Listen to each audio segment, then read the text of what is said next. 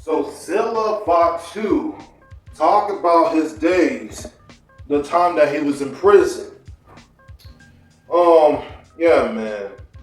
Prison is hell. Prison is definitely hell, and I can probably tell you that there were a couple times that I almost experienced what jail really is. But I changed my life because if I keep on doing the things that I was doing, like I wasn't doing anything like big crime related. I was being a thief. I was mostly like stealing things that did not belong to me. But that was back in the day. But yeah, we're gonna get into this interview with Chris Van Vliet interviewing Zilla Fatu. But before we get into that, if you haven't already yet, please go ahead and subscribe to the channel if you're not already yet, and follow me on social media. Turn on notifications because I will be posting every single week. So, any further ado, let's get straight into this. In the Texas State Penitentiary. Yes, sir. At 15 years old. Yes, sir. Why was it the pen and not juvenile detention? So during juvenile, I was in and out of juvenile. I had a history, with juvenile, and then obviously when I was 15, I committed this last crime. It was a Class A felony. So from 15 in Texas, you can go to a place called TYC. It's a kind of like a rehab prison for juveniles, and you go there, and the time being there is going to determine whether you're going to go home or you're going to go to the big dogs, which is TDC, and that's that's like 16 years older and up. And when I went there, obviously I did not do good. I was getting in a bunch of fights, getting a lot of write-ups. I wasn't listening, and I was just lost. I was just really lost. I didn't know, who I was. I didn't have a morale compass, and from there, I was able to go back to court. And then obviously, with that, they sent me to the big dogs. You said you lost yourself. Where did you find yourself? How did you get on the path you're on now? Oh, man, I would say whenever I got transferred from TYC to TVC, I would say maybe like the fourth year of me being locked up. I just got tired of the results that I was getting. I was tired of what was happening to me. I was tired of the environment I was in. And not only that, there's so much stuff that I seen in there that I don't want to see again, and I don't want to experience it again. And yeah, man. I mean, if it's your first time in prison and you just feel like you've been there for so long, and that you're gonna start to have a feeling of where you're gonna end up start to losing yourself and it's probably gonna just take a while to find yourself again, because a lot of times these prison inmates, they don't get to get away free. They're in there for a crime that they committed, or something that they have did years ago, and by a murder or by murdering someone or doing something they got no reason to, and that's like the reason of why some of these prison inmates don't even deserve to get like probation or anything. They are in there for life until they're dead. So if there's anything, I would not experience prison, because there was, like I said, there were times that I almost went to jail because for things that I shouldn't have not been doing. But as years go on, I started to change my life around, and I do not want to experience what prison is.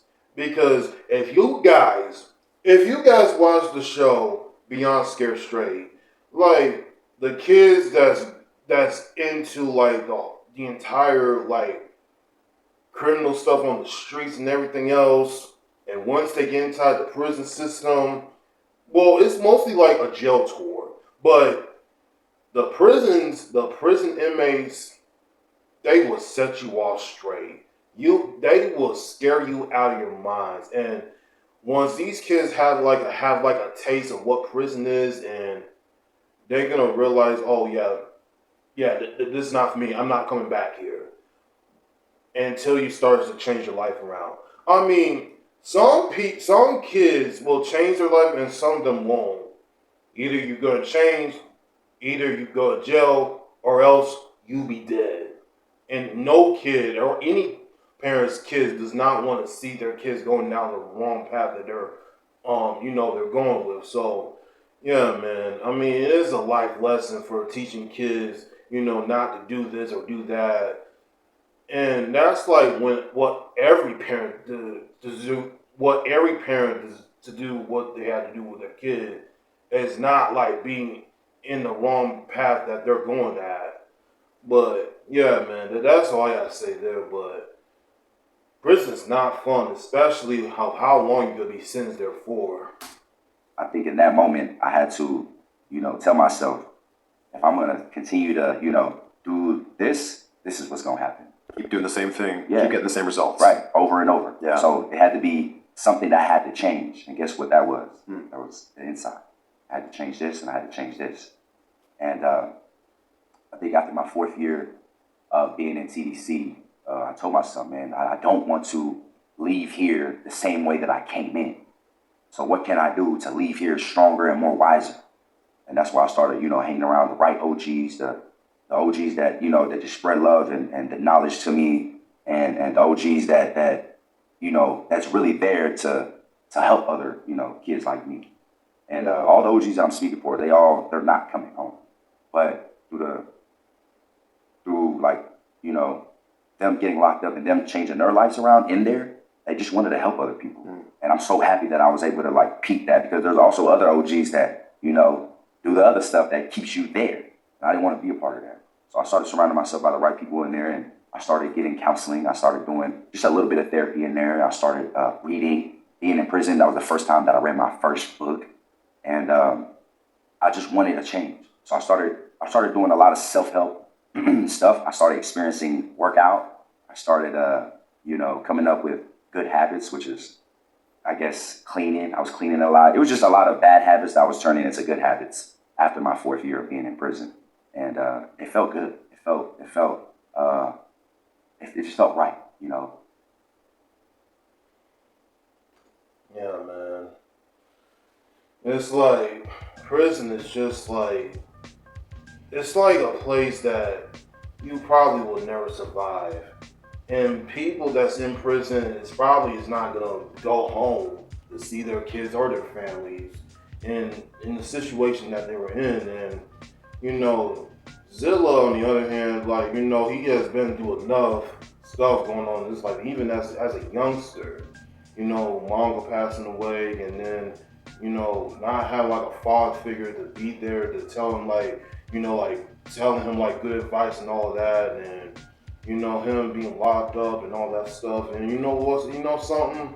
And I'm glad that, he started to change his life around, even with the good fellas, that was able to be beside, to go with, give him some good advice and be motivated to this is the type of things I need to learn, before, when I go home, when I first came into prison, because I was not myself, because my mindset was all over the place, and I was getting fights, doing this, that, something needs to change, and I need to just change myself. And that's what Zilla did. And in 2022, and I think, 2022, when Zilla got released, he went to wrestling school, and he's already making a big name for himself. And I really can just not wait till he gets to WWE. Now, I don't know if he's going to get signed with NFC first, which I probably think that's probably will. He will probably get signed up too, but yeah, man, if he does come to NXT, man, I'll probably watch NXT more if Zilla Fatu is on my TV screen. But yeah, and keeping as far as legacy alive and everything, I mean that's his son, bro, Umanga's son, and Umanga. I know Umanga is definitely staring down and looking at his son and be so proud of him, man. And and I'm glad that Zilla is keeping his father's name and his wrestling legacy alive of the Wani family. But I'm glad that he's keeping his legacy alive, man. But that's a good thing. But yeah, man, he's definitely gonna be something huge when he comes to WWE, man. Just cannot wait for the years to come for him. But y'all let me know what's your thoughts about this and follow me on social media down below. I'll be back with another video, y'all. Peace. My moment to shine, this is my time of flight. I've been grinding forever just for this very night. I've been pushing for many moments like this. This time is undervalued and no one ever could.